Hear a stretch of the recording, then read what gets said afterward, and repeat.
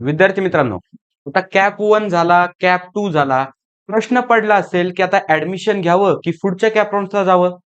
या प्रश्नाचं उत्तर तुम्हाला ह्या व्हिडिओमध्ये देणार आहे. नक्की आपण ज्यावेळेस कॅप राउंड 3 ला जातो किंवा कॅप राउंड 4 ला जातो, याच्यामध्ये आपल्याला चान्सेस असतात का याच्यापेक्षा बेटर कॉलेज मिळण्याचे?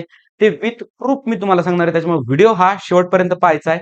आणि चॅनलवर जर तुम्ही नवीन असाल तर नक्की चॅनलला सबस्क्राईब करायचं आहे. त्याचबरोबर आपल्या ह्या काउन्सिलिंगच्या बॅचेस आहेत. जर तुम्हाला काउन्सिलिंगची गरज असेल, कॉलेज वगैरे जर मनासारखं अलॉट नसेल झालं, फॉर्म फिलिंग मध्ये प्रॉब्लेम येत असेल, तर नक्की माझ्या या नंबरवर तुम्ही कॉन्टॅक्ट करू शकता. ओके. आता प्रश्न असा आहे, की कॅप 3 मध्ये जावं की नको? किंवा कॅप 4 मध्ये जावं की नको? 1 मिनिट आपण कॅप 3 चा विचार करूया. पण मग त्यासाठी आपल्याला विचार करायला लागणार कॅप राउंड 2 चा विचार. आता कॅप राउंड 2 मध्ये तुम्हाला माहिती आहे, पहिले 3 जे प्रेफरन्सेस आहेत, तर ते ऑटो फ्रीज असतात. ऑटो फ्रीज म्हणजे काय? एखाद्या मुलाला त्याच्या लिस्टनुसार पहिल्या 3 कॉलेजमध्ये जर काही कॉलेज लागत असेल, तर ते त्याला कंपल्सरी घ्यावंच लागतं. कुठं? कॅप राउंड 2 मध्ये. तर कॅप राउंड 2 मध्ये असं झालं असेल, ओके. एक विद्यार्थी कन्सिडर करा 99.7 पर्सेंटाइल त्याला आहेत किंवा थोडक्यात 2 मिनिटं कन्सिडर करा 99.8 पर्सेंटाइल त्याला सीईटी मध्ये आहेत. एवढे पर्सेंटाइल आहेत त्याला. ओके. त्याने जेई पण दिली आहे आणि जेई मध्ये किती? खूप चांगले पर्सेंटाइल आहेत. आता जोशा काउन्सिलिंग ही आपल्यापेक्षा पुढे चाललेली असते. बरोबर आहे त्यांचे राउंड्स वगैरे. मग त्या मुलाला एक तर कुठतरी आय-आय-टी, एन-आय-टी वगैरे तिकडे पण काहीतरी अलॉट झाले असेल कारण जेई मध्ये एक्स्ट्रा ऑर्डिनरी त्याला स्कोर आलेला आहे. बरोबर. अशी मुलं जास्त नसतात.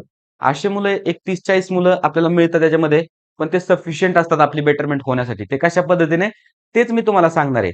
बरं, मग त्याने तिकडे ऍडमिशन कन्फर्म केलंय, पण तो इकडे तरी आलाय ना कॅप राउंडमध्ये, तो इकडे पार्टिसिपेट करतोय. मग तो पहिला ऑप्शन काय टाकेल? पहिला ऑप्शन टाकणार तो सीओईपी-सीएस. ठीक आहे. दुसरा ऑप्शन काय टाकेल तो? तर ठीक आहे. व्हीजीटीआय-सीएस टाकू द्यावं त्याने. व्हीजीटीआय-सीएस. तिसरा ऑप्शन काय टाकला त्यानं? पीआयसीटी-सीएस. 99.8 पर्सेंटाइल आहेत. या 3 मध्ये नक्कीच त्याला काही ना काहीतरी मिळणार आहे. नक्कीच मिळणार आहे. ओपन असेल तर ठीक आहे.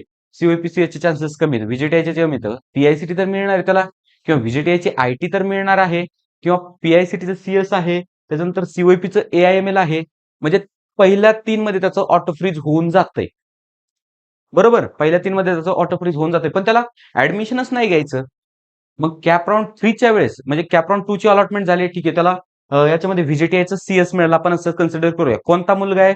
ज्या मुलाला सीईटीचा पण तो टॉपर आहे, जेईचा टॉपर आहे आणि तिकडे त्याने ऑलरेडी ऍडमिशन कन्फर्म करायचा प्लॅन करतोय तो किंवा केलंय. असा मुलगा ज्यावेळेस सीईटीत येतो, त्यावेळेस ज्याचं त्याचं ऑटो फ्रीज होतं. ओके. तो ऍडमिशन तर घेणार नसतो. मग तो कॅप राउंडच्या बाहेर पडतो. आता ज्यावेळेस कॅप राउंड 2 आहे, ओके. तो काय झाला? कॅप राउंडच्या बाहेर पडला. मग कॅप राउंड 3 ला ती सीट पुन्हा आपल्याकडे येते. त्या मुलाला लागलं व्हीजीटीआय सीएस. बरोबर आहे. त्याने घेतलं नाही. कॅप राउंड 3 ला पुन्हा ती सीट जाणार. म्हणजे विचार करा, वर एक वॅकन्सी तयार झाली व्हीजीटीआय मध्ये. मग ऑब्व्हियसली काय होणार? एसपीसीईची मुलं तिकडे अप्लाय करणार. त्यांची बेटरमेंट होणार. खालची मुलं पुन्हा वर. म्हणजे समजा जर पीआयसीटी मध्ये वॅकन्सी तयार झाली, तर व्हीआयटी मधली मुलं पीआयसीटीला ऑलरेडी त्यांनी अप्लाय करून ठेवणार थर्ड मध्ये. त्याच्यानंतरनं आता व्हीआयटी मध्ये पीसीसीओची मुलं अप्लाय करून ठेवणार. वालचंदची मुलं पुन्हा पीआयसीटी कडे अप्लाय करून ठेवणार. असं करत करत एक स्टेप जरी तुम्ही वर गेला, ओके, एखादी जरी किंवा थोड्याशा जरी वॅकन्सी तयार झाल्या, तर खूप साऱ्या मुलांचं बेटरमेंट तिथं चान्सेस असतात होण्याचे. त्याच्यामुळे माझं तुम्हाला नेहमी सजेशन असेल, नेहमी सजेशन असेल, जर तुमचं ऑटो फ्रीज होत नसेल ना, तर नक्की कॅप राउंड 3 आणि 4 ला जावा. काहीच प्रॉब्लेम नाहीये. काहीही प्रॉब्लेम नाहीये. तुम्हाला व्हीआयटीचं सीएस मिळालंय. कितीही कितीही पीआयसीटीचा कट ऑफ जास्त जाऊ देत, तरीही त्याच्यासाठी आपल्याला ट्राय करायचंय. कारण तो रिग्रेट खूप मोठा असतो. ज्यावेळेस समजा एखादा मुलगा आहे, ओके. रिग्रेट कोणता म्हणतोय मी? कोणता रिग्रेट? समजा आपण गेलोच नाही. नेक्स्ट राउंडला आपण कट ऑफ कमी चेक केला. अरे, आपल्यापेक्षा कमी पर्सेंटाईलच्या मुलाला, कमी रँकच्या मुलाला जर समजा कॉलेज हे भेटले, आपल्याला पण भेटलं असतं, पण आपण इथे ऍडमिशन घेऊन बसलोय, वेळ गेली निघून. तो रिग्रेट आपल्याला कोणाकडनं होऊ द्यायचा नाही. मग त्यासाठी काय करायचंय, की प्रत्येकाने कॅप राउंड 2 ला ते कॅप राउंड 3 ला आणि 4 ला जायचंय. आता ही गंमत होती कधी? कॅप राउंड 2 ची. फक्त 3 ऑटो फ्रीज होते. मेन गंमत असते कॅप राउंड 3 मध्ये. मेन गंमत. लास्ट इयर मी याच्यावर व्हिडिओ सुद्धा बनवला होता आणि त्याच पद्धतीने सीओईपी असेल, पीआयसीटी असेल, व्हीजीटी असेल, खूप जागा याच्यात वॅकंट राहिल्या होत्या. इथं कसं होणार? सिनेरिओ हाच आहे. पहिले 3, पण इथं आता पहिले 6 ऑप्शन झाले. म्हणजे तो जो विद्यार्थी असेल त्याचा 100% इथं ऑटो फ्रीज होणारच आहे. त्याला घ्यायचंच नाही. मग राहिले की नाही जागा वॅकंट. मग ही वॅकन्सी पुढच्या राउंडमध्ये भरली जाणार. मग समजा तिसऱ्या राउंडला जर वॅकन्सी तयार होत असेल, तर ती वॅकन्सी जाणार चौथ्या राऊंडमध्ये भरली जाणार. मग नक्कीच तिथं तुमचे बेटरमेंटचे चान्सेस वाढतात. बरोबर आहे, चान्सेस वाढतात. मग त्याच्यामुळे चौथ्या राऊंडला पण आपल्याला जायचंय. हां, पण हे करत असताना कुठलं दुसरं कॉलेज मध्ये येणार नाही आपल्या लिस्टच्या, हे लक्षात ठेवायचंय. कोणतीही मिस्टेक होणार नाही. एक पण चान्स आपल्याकडनं मिस होणार नाही. समजा तुम्ही फ्रीज बेटरमेंट करायचं विसरलात, ते सुद्धा करायचं म्हणजे व्यवस्थित करायचंय व्यवस्थित. मग त्याच्यामुळेच मी काय सांगतोय, आपली जी काउन्सिलिंगची मुलं आहेत, वारंवार आपले ग्रुप्स वगैरे चेक करत राहा. पहिली नोटिफिकेशन आपण तुम्हाला प्रोव्हाईड करण्याचा प्रयत्न करतो. बाकीची मुलं आहेत, WhatsAppला कनेक्ट आहेत, सगळीकडे कनेक्ट आहेत. माझा नंबर वगैरे आहे. कॉल करा किंवा WhatsApp मेसेज करा. पण एकही नोटिफिकेशन मिस करू नका. कारण हा जो पुढचा महिना आहे, जोपर्यंत आपला कॅप राउंड 4 होत नाही, तोपर्यंत खूप म्हणजे एक आपण महत्त्वपूर्ण याला म्हणू शकतो. जेवढं आपण 11वी-12वीला महत्त्व दिलंय, त्याच्यापेक्षा दुप्पट महत्त्व आपल्याला इथं द्यायचंय. मग त्यासाठी काय करायचं, आपली बॅच आहे काउन्सिलिंगची, एनरोल करा. काही तुमच्याकडनं मिस्टेक वगैरे होणार नाही. बरं, फायनल आन्सर समजलं. प्रश्न असा होता, की कॅप राउंड 3 किंवा कॅप राउंड 4 ला गेलं पाहिजे का नाही? तर माझं क्लिअरली आन्सर आहे, हो गेलं पाहिजे. रिस्क असते का काही?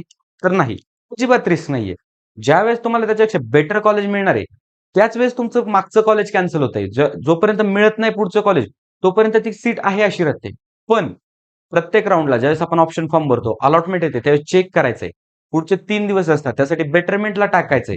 ह्या गोष्टी तुम्हाला थोडेसे पाळाव्या लागणार आहेत. तुमच्याकडनं एकही स्टेप मिस होऊ देता कामा नये. अन्यथा तुमचं ॲडमिशन कॅन्सल होऊ शकतं किंवा जी मिळालेली सीट आहे, ती तुमच्या हातातनं जाऊ शकते.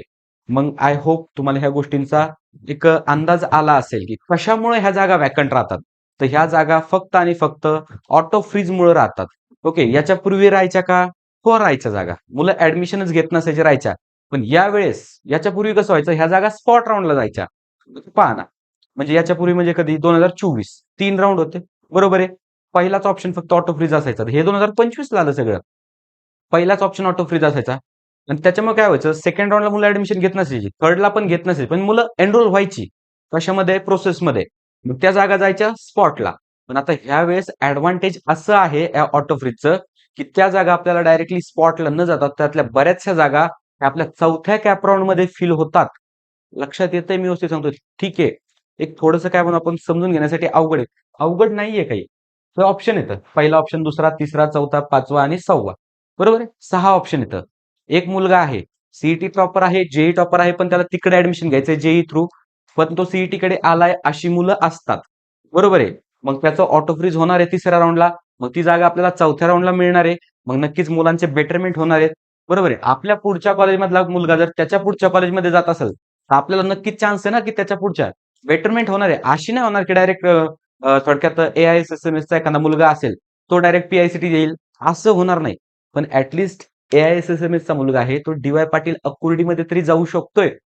मग या पद्धतीचं बेटरमेंट होऊ शकतं आणि चान्सेस नाकारता येत नाहीत.